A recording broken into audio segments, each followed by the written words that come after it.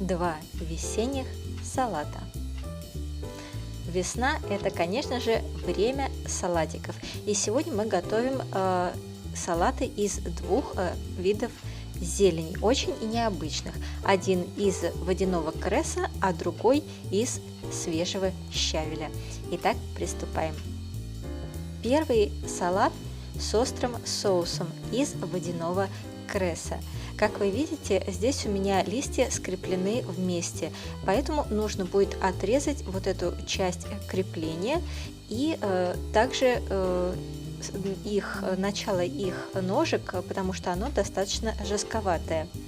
Остальное же все можно использовать, и тонкую часть ножек, и сами листья. Весенняя зелень, она достаточно как сказать, нежная и легко жуется. Мы хорошо промываем зелень, на ней может быть остатки земли. Посмотрите на эту травку внимательно, потому что не все могут с ней быть хорошо знакомы. Теперь мы делаем соус-заправку. Кунжутные семена. Нам потребуется 1 столовая ложка. Сахар в объеме 1 столовой ложки.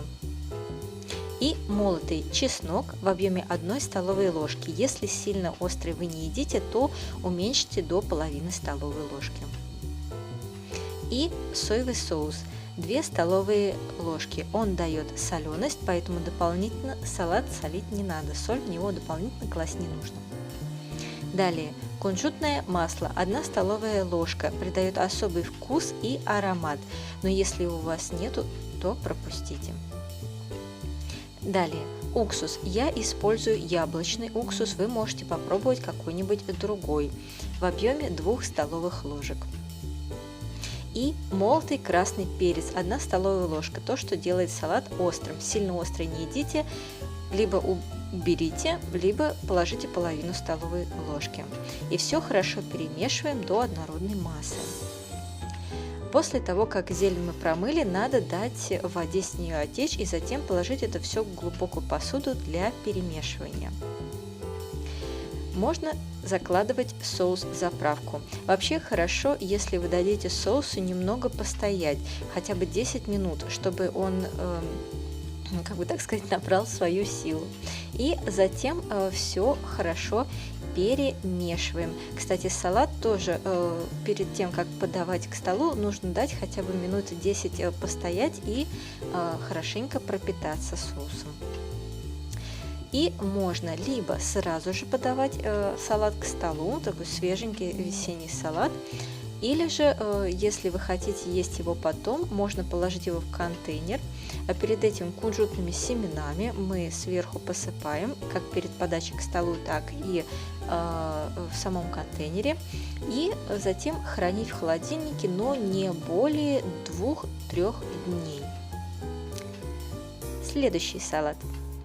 Второй салат мы готовим с неострым соусом из щавеля. Как вы видите, он у меня в таких пучках, 2 маленьких пучка в данном случае.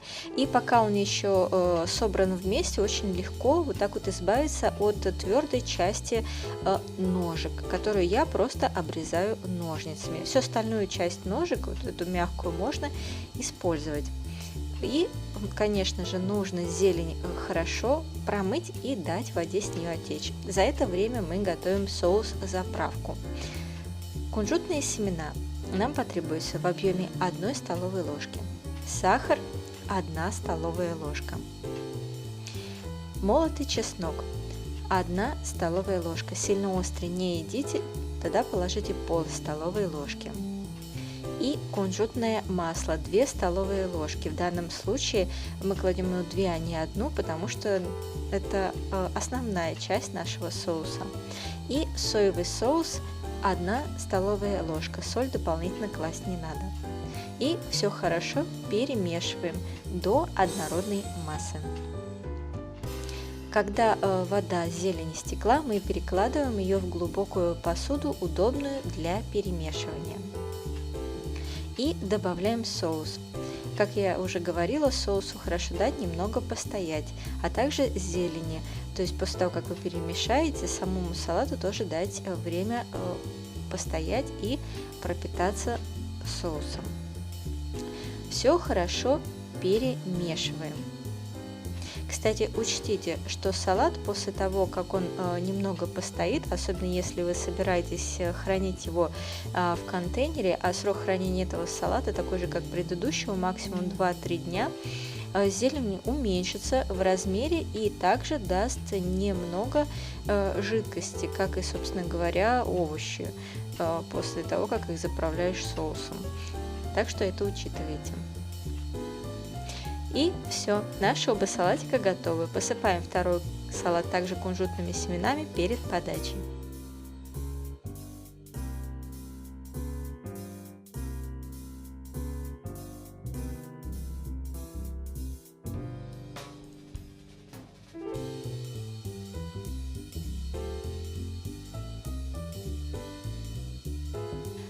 Первый салат, а точнее сама по себе травка, вот эта водяной кресс, имеет очень необычный вкус даже и без заправки соусом. Но вот этот острый соус идеально подходит к вкусу этой травы.